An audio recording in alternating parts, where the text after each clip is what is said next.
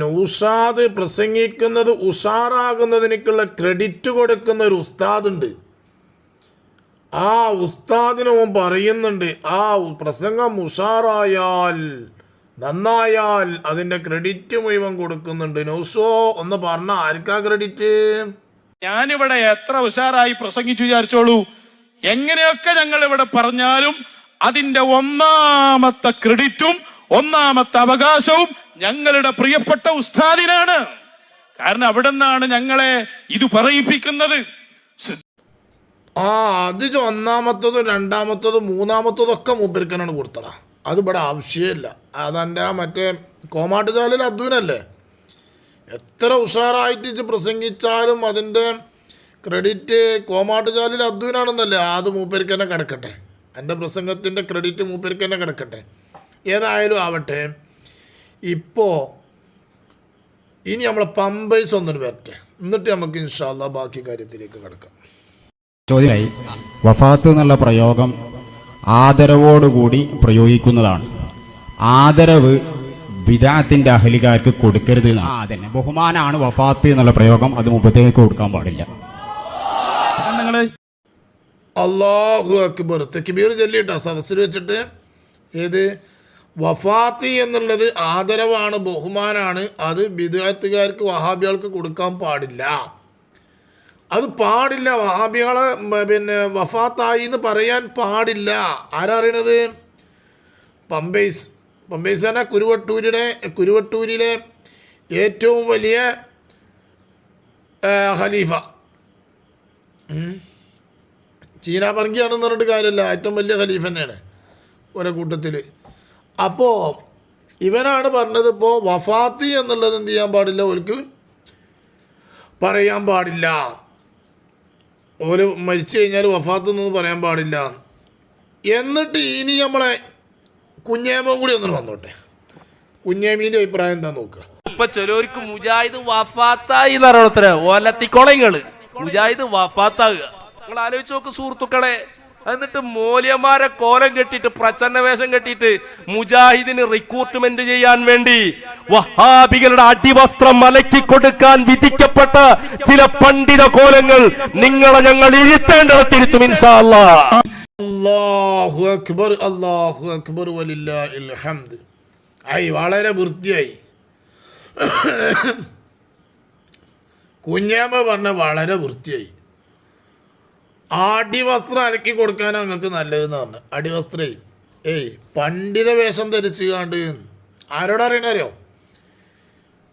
ഓൻ്റെ ഒന്നാം ഖലീഫയായ നൗസുവിനോടാണ് ഇപ്പോൾ ഈ പറയണത്. നൗസു ആണ് ഈ കുത്തിത്തിരിപ്പും പിത്തനെയും ഫസാദും മുഴുവൻ ഉണ്ടാക്കിക്കൊണ്ട് എടുക്കുന്നത്. ഇപ്പോഴുള്ള ഫസാദുകളും മുഴുവനും ഉണ്ടാക്കിക്കൊണ്ട് എടുക്കണവനാ. അപ്പോൾ വഫാത്ത് എന്ന് പറയാൻ പാടില്ല. വഹാബികൾ മരണപ്പെട്ടാൽ, വഹാബി ആശയക്കാർ, മുജാഹിദ് ജമാഅത്ത്, നിരീശ്വരവാദി, മറ്റു കുന്തം കുറച്ചൊക്കെ പാടെ മരണപ്പെട്ട് കഴിഞ്ഞാൽ ഓലെ വഫാത്ത് എന്ന് പറയാൻ പാടില്ല. കാരണം ഒരു ആദരവിൻ്റെ വാക്കാണത്, ബഹുമാനത്തിൻ്റെ വാക്കാണ്. അതുകൊണ്ട് അത് പറയരുത് എന്നാണ് ആര് പറഞ്ഞത്? പമ്പൈസ് പറഞ്ഞത്. ഇവൻ പറഞ്ഞത് മുജാഹിദീങ്ങൾ മരിച്ചു കഴിഞ്ഞാൽ വഫാത്ത് എന്ന് പറയൽ തുടങ്ങിയിട്ടുണ്ട്. ഇപ്പോൾ തലി കെട്ടി കുറച്ച് മൂല്യന്മാർ, ചില ആൾക്കാർ, കുറച്ചൊന്നുമല്ല ചില ആൾക്കാർ എന്നാണ്. ചില ആൾക്കാരോട് ഉദ്ദേശിക്കുന്ന എല്ലാവർക്കും അറിയാലോ. ആ രൂപത്തിലാണ് പറഞ്ഞത്. പക്ഷേ പറയുന്നത് ആരാന്ന് നോക്കുക, നമുക്ക് ആരാന്ന് നോക്കുക. ഓൻ വരട്ടെ. ഞങ്ങളുടെ ചോദ്യം എന്താണെന്നറിയോ? ഇബ്നു തൈമിയ വഫാത്താകുമ്പോ അവിടെ ഞങ്ങളുടെ നേതാവ് ബഹുമാനപ്പെട്ട ഇമാം സുബ്കി അവിടെ ഉണ്ട്. അവര് പോയതുണ്ടെങ്കിൽ കൊണ്ടുവാ, അതല്ലേ ചെയ്യേണ്ടത്? മൂല്യരെ വേഷം ധരിച്ച് അടിവസ്ത്രം അലക്കി കൊടുക്കാൻ മുജാഹിദിൻ്റെത് നല്ലത് ആരാണ് കുഞ്ഞേമതേ? ഇതാ എൻ്റെ ഏറ്റവും വലിയ ഖലീഫ നൗസ നല്ലത്. ഇബ്നു തൈമിയ വഫാത്താകുമ്പോൾ എന്നാണത്. പമ്പൈസേ, ഇബ്നു തൈമിയയെ അഥവാ വഹാബികളുടെ ഏറ്റവും വലിയ നേതാവാണല്ലോ ഇബ്നു തൈമിയ. ഇബ്നു തൈമിയയാണല്ലോ വഹാബികളിലേക്ക് വരുന്നത്. ആ ഇബ്നു തൈമിയയുടെ കിതാബ് നോക്കിയിട്ടാണല്ലോ വഹാബിസം ഇവിടെ പറയുന്നത്. ആ ഇബ്നു തൈമിയ്യ, ആ വഹാബികളുടെ ഏറ്റവും വലിയ നേതാവായ ഇബ്നു തൈമിയ്യ മരണപ്പെട്ടപ്പോൾ ഇബ്നു തൈമിയ്യയുടെ മരണത്തെ സംബന്ധിച്ച് ഇബ്നു തൈമിയ്യ വഫാത്തായപ്പോൾ എന്ന് പറഞ്ഞ് ബഹുമാനിച്ച് ആദരവ് നൽകിയത് നൗഷാദാണ്. ഇനി വഹാബികളുടെ മറ്റു നേതാവിനെ പറ്റിയിട്ടും വഫാത്തായി എന്ന് പറയുന്നത് നമുക്കൊന്ന് കേട്ടു നോക്കാം. കൊടുന്ന് ഞാൻ ഞങ്ങൾക്ക് ആരെങ്കിലും മൗലവിമാരുണ്ടെങ്കിൽ വന്നോട്ടെ എന്ന് കരുതിയിട്ടുണ്ട്. ഇതാണ് ഞങ്ങള് അൽ ബിദായത്തു വൻ നിഹായ, ഇബ്നു കസീർ, അല്ലാമ ഇബ്നു കസീർ എഴുതിയ കിതാബ് അബുൽ ഫിദാ അൽ ഹാഫിൾ ഇബ്നു കസീർ അദ്ദിമശ്ഖി 774 വഫാത്തായ, അതായത് ഇബ്നു തൈമിയ്യയുടെ ശിഷ്യൻ ഇബ്നു കസീർ എഴുതിയ കിതാബാണ്. ഈ ആര് ശിഷ്യനാണെന്നോ പറയുന്നുണ്ട്. ഇബ്നു തൈമിയ്യയുടെ ശിഷ്യൻ ഇബ്നു കസീർ, ഇബ്നു തൈമിയ്യയുടെ ശിഷ്യൻ ഇബ്നു കസീർ. ഈ ഇബ്നു കസീറിനെ സംബന്ധിച്ച് എന്താണ് വഫാത്തായി എന്നാ പറഞ്ഞത്. അപ്പോൾ വഹാബികളുടെ രണ്ടാമത്തെ നേതാവിനെയും വഫാത്തായി എന്ന് തന്നെ പറഞ്ഞ് ബഹുമാനിച്ചുകൊണ്ട് തന്നെ പറഞ്ഞത്. ആരാ ബിദ്അത്തുകാരെ ബഹുമാനിക്കുന്നത്? നോക്കുക, അടുത്തതും വരട്ടെ. ഹാഫിദു ദഹബി 748 വഫാത്തായ മരിച്ചുപോയ ശംസുദ്ദീനു ദഹബി ഇബ്നു തൈമിയ്യയുടെ ശിഷ്യനാണ്. ഹാഫിദു ദഹബി ഇബ്നു തൈമിയ്യയുടെ ശിഷ്യനാണ്. അദ്ദേഹം വഫാത്തായ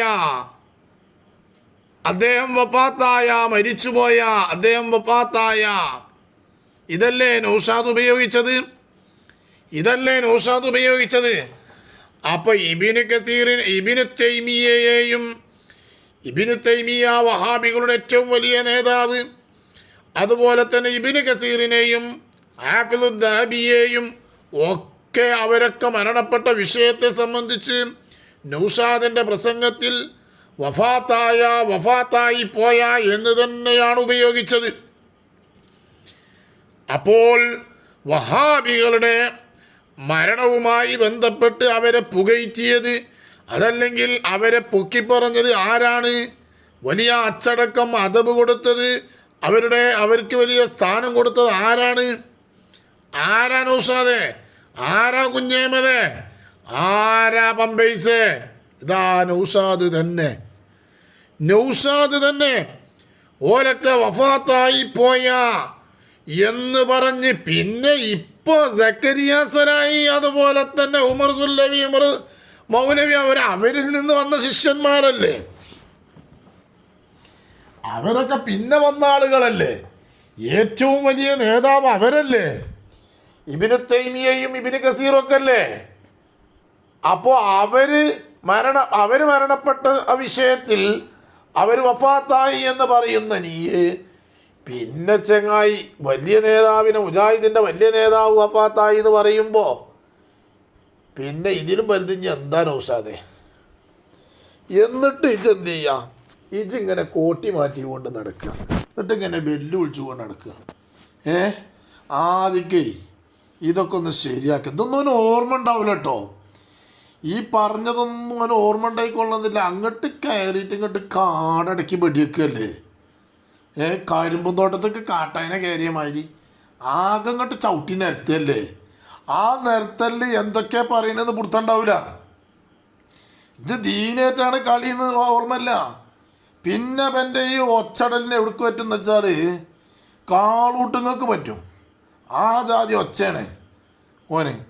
ആ ചീറൽ ശരിക്കും നല്ല കാളക്കുട്ടികളെ ബാക്കിൽ നിന്നിട്ട് അങ്ങോട്ട് വാലുമ്മ കടിച്ചിട്ട് അങ്ങോട്ട് ചീറിയ ഒഴിച്ചട കണ്ടപ്പോ തന്നെ അങ്ങോട്ട് കാട്ടിയാണല്ലോ ആ മൂരിക്കേക്കാരും ഫസ്റ്റ് കിട്ടുക. ആ കാളക്കുട്ടിയേക്കാരും ഫസ്റ്റ് കിട്ടുക. ആ ജാതി ഒച്ചയാണ് പേര് ചീറുക. ആ ചീറൽ കൊണ്ട് അങ്ങോട്ട് സ്ഥിരപ്പെടുത്താൻ നോക്കുകയാണ്. പക്ഷേ മോനെ അതൊന്നും നടക്കൂല.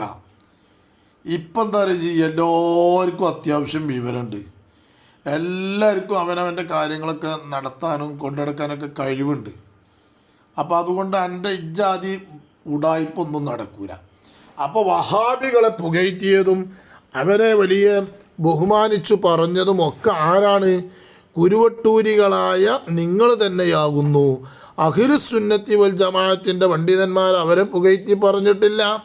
ഒരു അഭിമുഖത്തിൽ പേരോട് ഉസ്താദ് എന്നോട് ചോദിച്ചപ്പോൾ പേരോട് ഉസ്താദ് അതുമായി ബന്ധപ്പെട്ട കാര്യങ്ങൾ പറഞ്ഞു. എന്നാലും പേരോട് ഉസ്താദ് അവിടെ പറഞ്ഞപ്പോൾ പറയുകയും ചെയ്തിട്ടുണ്ട്, ഹിജ്റ 6-ാം നൂറ്റാണ്ടിന് ശേഷം വന്ന ഇദ്ദേഹം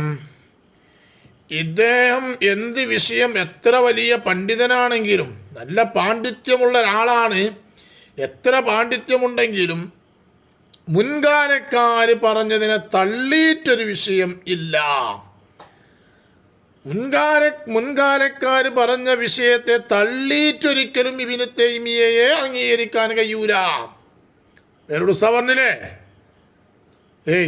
മുൻകാല 6-ാം നൂറ്റാണ്ടിൻ്റെ മുന്നത്തെ ആളുകളുടെ വിഷയം തള്ളിയിട്ട് എത്ര ഇബ്നു തൈമിയയ്ക്ക് വിവരമുണ്ടെങ്കിലും എഴുതി വെച്ചാലും മുന്നത്തെ ആളുകളെ തള്ളിക്കൊണ്ട് എന്തില്ല ഒരു വിഷയം ഇല്ല. അതങ്ങനെയാണ്. പൂർവികർ അംഗീകരിക്കണം, പൂർവികരായ ആളുകൾ അംഗീകരിച്ചു പോരുക എന്നുള്ളതാണ്. അതല്ലേ ഇന്നിപ്പോൾ നമുക്കിവിടെ ബുധനാഴ്ചയാണെങ്കിൽ നാളെ എന്താഴ്ചയാണ്, നാളെ വെള്ളിയാഴ്ചയാണ്. നാളെ വെള്ളിയാഴ്ച ആകാനുള്ള കാരണം എന്താണെന്ന് ചോദിച്ചാൽ നമ്മളെന്താ അറിയാം? നാളെ വെള്ളിയാഴ്ച ആകാനുള്ള കാരണം എന്താണ്? ഇന്ന് ബുധനാഴ്ചയായി, പൂർവികരിലേക്ക് നോക്കും നമ്മൾ, പൂർവികരായ ഇന്നത്തെ ദിവസത്തേക്ക് നോക്കും. അപ്പം ഇന്നെന്താണ്? വ്യാഴാഴ്ചയാണ്, ബുധനാഴ്ചയാണ്. അപ്പം ഇന്ന് ബുധനാഴ്ച ആകാനുള്ള കാരണം എന്താണെന്ന് വെച്ചാൽ പൂർവികരിലേക്ക് നോക്കും, അതിൻ്റെ പൂർവികരിലേക്ക് നോക്കും. ചൊവ്വാഴ്ചയാണ്, അപ്പം ചൊവ്വാഴ്ച ആയതുകൊണ്ട് പിറ്റേന്ന് ബുധനാഴ്ചയായി. അപ്പം അങ്ങനെ പൂർവികരിലേക്ക് നോക്കി. അങ്ങനെ തന്നെ അല്ലടോ എല്ലാ വിഷയങ്ങളും പൂർവികരിലേക്ക് നോക്കിയാണ്ട് ഇങ്ങനെ തീരുമാനിച്ചു പോരും. അതൊരു ഉദാഹരണം പറഞ്ഞു എന്നുള്ളൂ. അപ്പം നമ്മൾ പൂർവികരെ അംഗീകരിക്കണം. അതെല്ലാ വിഷയത്തിലും പൂർവികരായ പണ്ഡിതന്മാരെ അതുപോലെ സലഫു സാലിഹീങ്ങളെ അംഗീകരിച്ചു പോരാ. അതല്ലാതെ അവരൊക്കെ പറഞ്ഞതൊരു തെറ്റാണ്, അക്കാലഘട്ടത്തിൽ മുഷാവറ കൂടിയ മുഷാവറക്കാർ അവർ വിവരം കെട്ടവരാണ്, പിന്നെ അവർക്കതിനെ സംബന്ധിച്ച് വിവരമില്ലായിരുന്നു എന്നൊക്കെ പറഞ്ഞുകൊണ്ട് നടത്തുന്ന നിൻ്റെ പരിപാടികളുണ്ടല്ലോ. കൊണ്ടോട്ടി തങ്ങളെ വലിയ സംഭവമാക്കിക്കൊണ്ട്, ന്യൂനിശക്കാരനായ അദ്ദേഹത്തിനെ വലിയ സംഭവമാക്കിക്കൊണ്ട് ഇല്ലേ, അതൊക്കെ നിനക്ക് കേടാണടാ. കാരണം അതൊക്കെ ദീനിനെ പൊളിക്കാൻ വേണ്ടിക്കൊണ്ടാണ് നടക്കുന്നത്.